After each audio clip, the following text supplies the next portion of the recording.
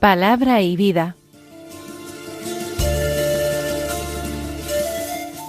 Con el padre Manuel Horta, desde Sevilla.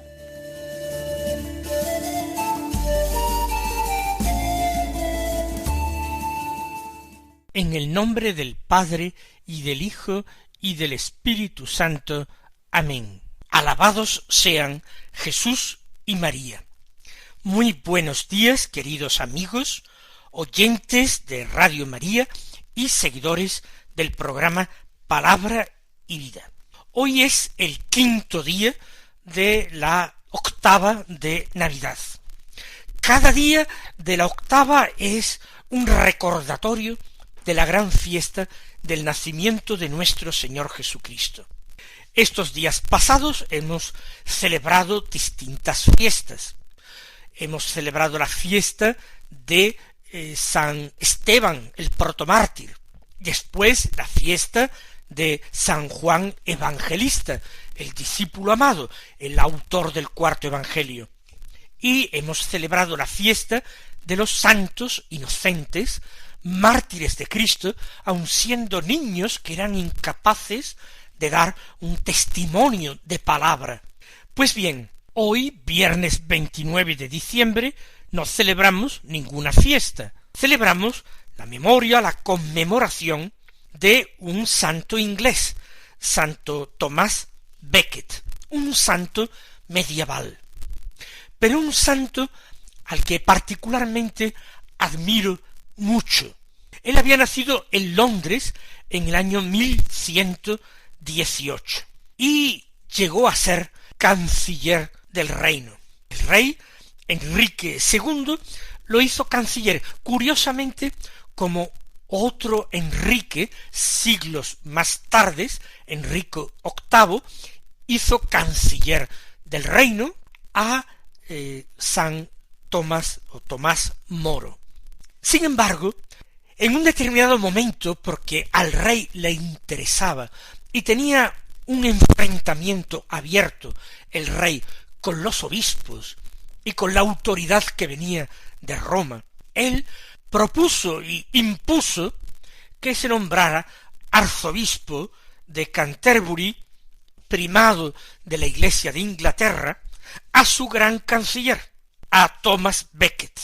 Él, que quizás no había llevado una vida ejemplar hasta ese momento, la ordenación sacerdotal y episcopal le cambió plenamente.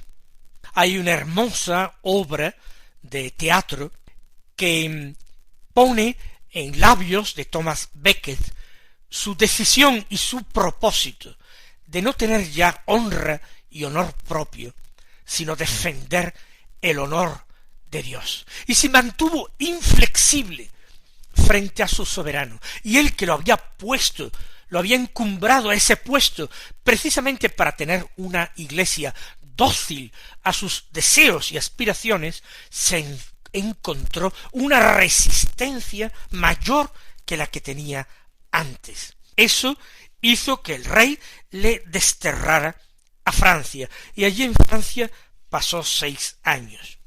Logró volver de nuevo a Inglaterra, pero siempre con el enfrentamiento con el rey, que de haber sido gran amigo suyo y gran valedor suyo, se le había convertido en un mortal enemigo. De esta manera, en el año 1170, cuando él estaba en su catedral, fue asesinado por unos enviados del rey, por unos esbirros del rey que le dieron muerte para quitar al rey ese problema que tenía. El rey después tuvo que hacer dura penitencia para lograr escapar a la excomunión que fue fulminada contra él. Tomás Becket, modelo de resistencia a un poder político injusto, un poder político tiránico. Por eso Tomás Becket, al hombre de hoy, al hombre de nuestra sociedad, tiene mucho que decirle. Vamos a escuchar ahora la palabra de Dios que se proclama en este día, en este jueves día 29 de diciembre. Es un texto del Evangelio de San Lucas, del capítulo 2, versículos 22 al 35, que dicen así: Cuando se cumplieron los días de la purificación, según la ley de Moisés, los padres de Jesús lo llevaron a Jerusalén para presentarlo al Señor, de acuerdo con lo escrito en la ley del Señor. Todo varón primogénito será consagrado al Señor, y para entregar la oblación, como dice la ley del Señor, un par de tórtolas o 2 pichones. Había entonces en Jerusalén un hombre llamado Simeón, hombre justo y piadoso, que aguardaba el consuelo de Israel, y el Espíritu Santo estaba con él. Le había sido revelado por el Espíritu Santo que no vería la muerte antes de ver al Mesías del Señor.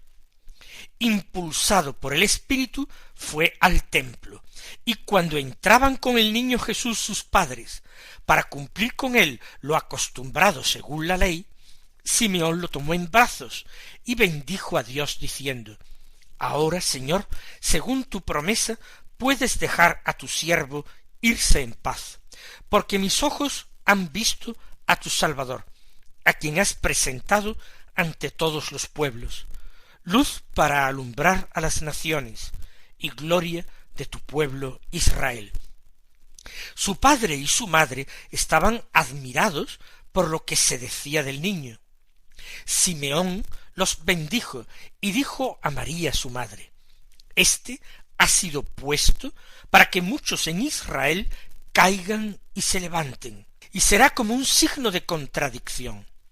Y a ti misma una espada te traspasará el alma, para que se pongan de manifiesto los pensamientos de muchos corazones.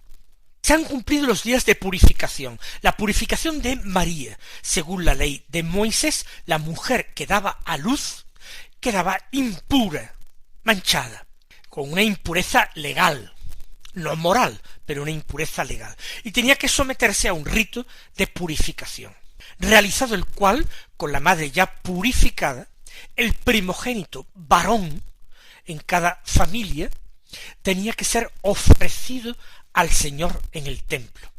Se ofrecían los primogénitos machos de los animales del rebaño a Dios, y se les sacrificaba, se les daba muerte.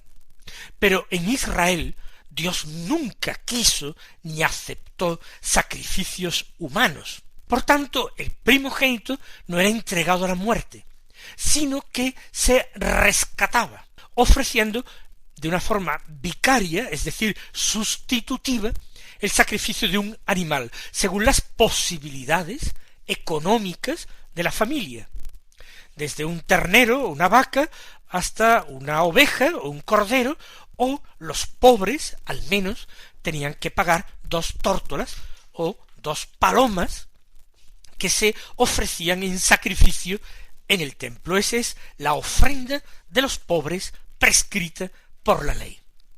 Y María y José, que son pobres, y esto bastaría para corroborarlo, que eran pobres, si hubieran dado lo mejor que hubieran podido al templo, ellos van a Jerusalén llevando al niño a los 40 días de su nacimiento y llevando esos 2 pajaritos para ofrecerlos en rescate por su hijo.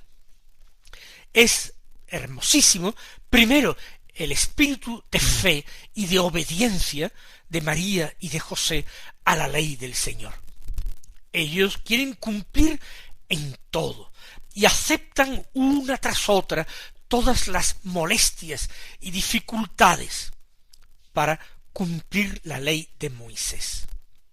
Sin escrúpulos, sin minuciosidad, sin legalismo, ellos son más fieles, según el espíritu de la ley, mucho más fieles que el mejor y más celoso de los escribas fariseos que existieran.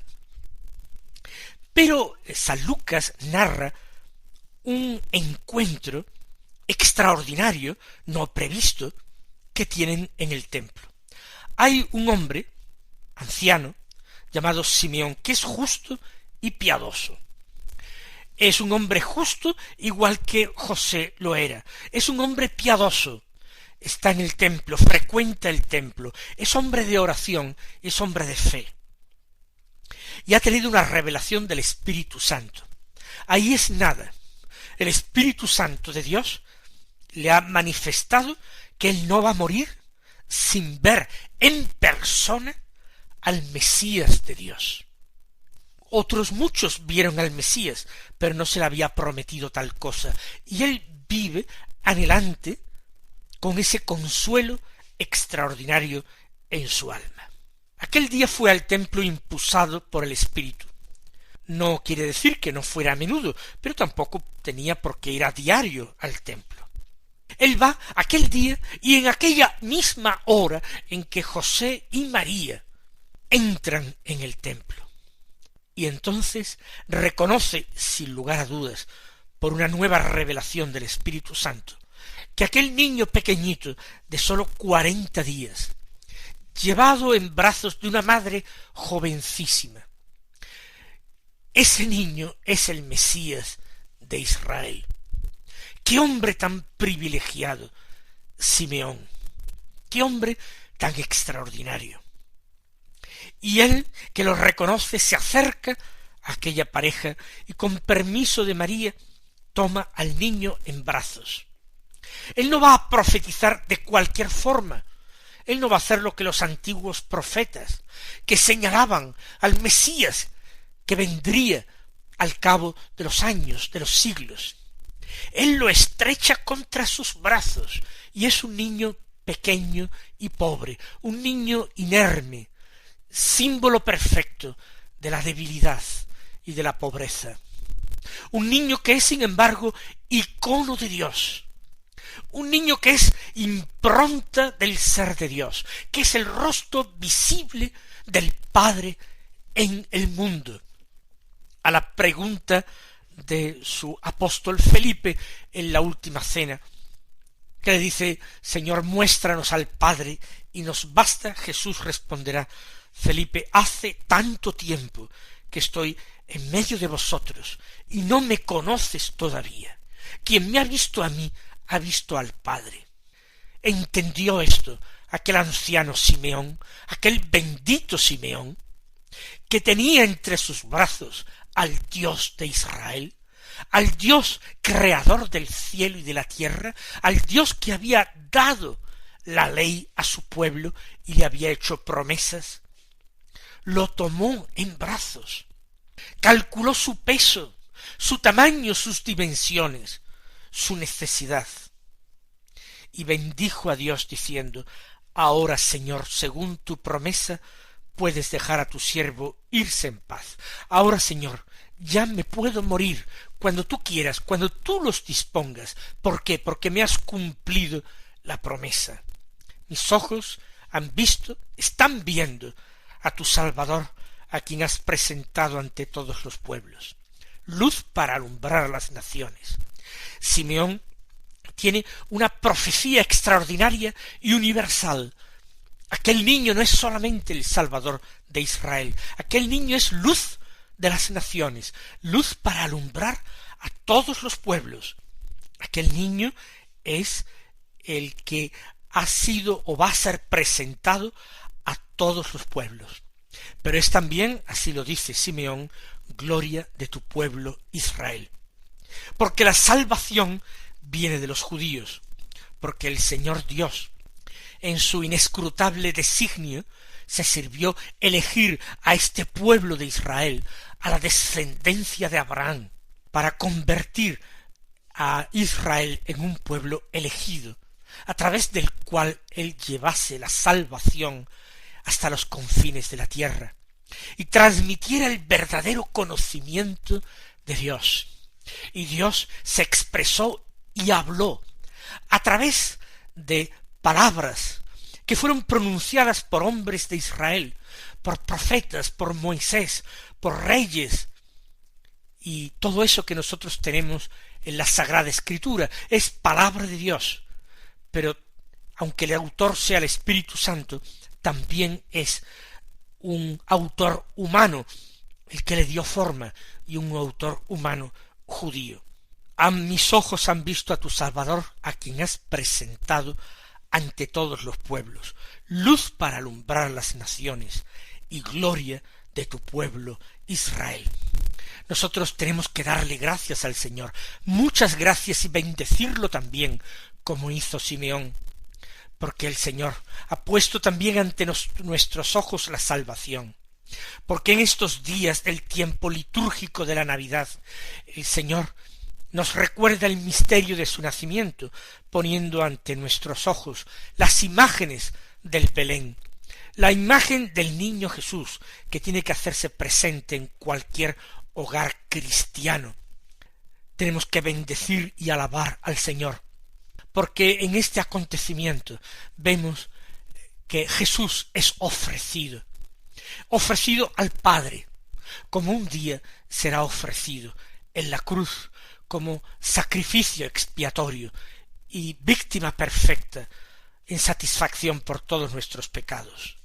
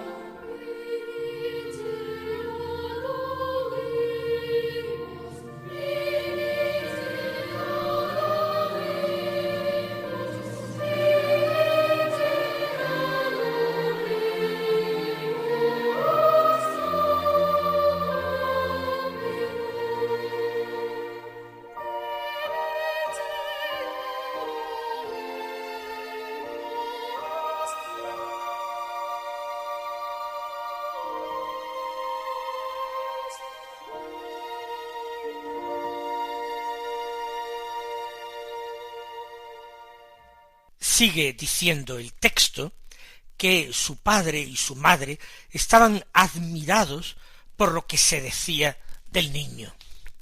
Notamos cómo a José se le llama el padre. El evangelista sabe perfectamente, lo conoce, la concepción virginal de María. Él mismo nos ha dejado el relato de la Anunciación, pero no quiere escamotearle a José este tratamiento, porque José ha adoptado como suyo al Hijo de Dios. Lo ha adoptado como suyo, él lo va a tener, lo va a educar, lo va a cuidar, va a ejercer el oficio de padre. Y aunque no sea Jesús hijo natural suyo, nacido de su sangre, sin embargo Jesús es también el hijo de José. Y dice que estaban admirados por lo que se decía del niño, por tanto, admirados por estas palabras de Simeón. La admiración es el paso previo o la condición indispensable para la contemplación. José y María son dos almas de Dios, totalmente de Dios, enteramente de Dios. Y ante las obras grandes que Dios hace a través de ellos, a través de ese tesoro de valor incalculable que es Jesús, que les ha sido dado, otorgado, ellos se admiran. Pero Simeón todavía no ha terminado de hablar. Simeón ahora los bendice a ambos, a José y a María. Ha bendecido a Dios, ha bendecido por tanto a Jesús, pero ahora bendice a aquella pareja, a aquel matrimonio santo, a aquella familia sagrada. Y bendiciéndoles dice una palabra dirigida solamente a María, su madre. Este se refiere a Jesús, ha sido puesto para que muchos en Israel caigan y se levanten. Será como un signo de contradicción, es decir, como una bandera discutida, que dicen otras traducciones de este versículo. ¿Y qué significa esta expresión? Pues me parece que Jesús no va a dejar indiferente a nadie. Jesús va a ser un criterio. Todos tendrán que tomar partido, o con Jesús o contra Jesús, o con el Dios que revela a Jesús, que es su Padre, o contra ese Dios que va en contra de nuestros intereses y en contra de nuestras apetencias humanas. Es signo de contradicción porque por causa suya, por causa de la fe en él, se van a dividir las familias. No va a ser causa de paz mundana, sino de enfrentamientos. Claro que él es el príncipe de la paz. Claro que él ha venido a traer la paz de Dios. Sin embargo, la paz de Dios no tiene nada que ver con la paz mundana. La paz de Dios se cimenta en la fe y en la aceptación de la voluntad de Dios. La paz mundana implica ausencia de conflictos, y ciertamente la venida de Jesús va a asumir a su pueblo y a toda la humanidad en un permanente conflicto. Como los fariseos, un día muchos se tendrán que preguntar, ¿pero quién es este?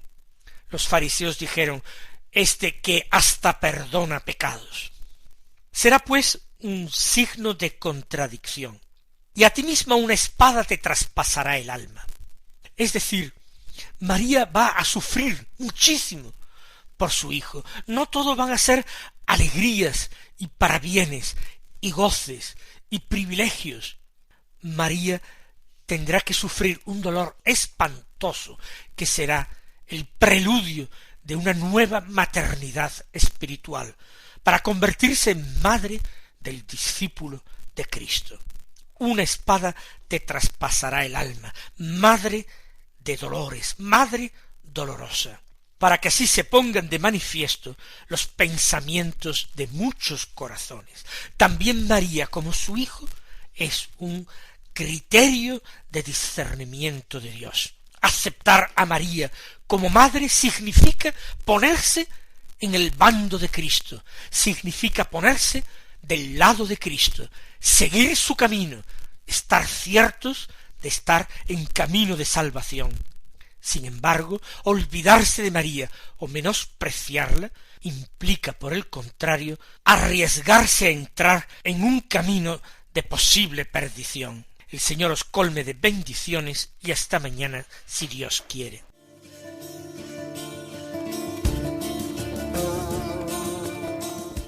Han escuchado en Radio María Palabra y Vida, un programa que dirige el Padre Manuel Horta.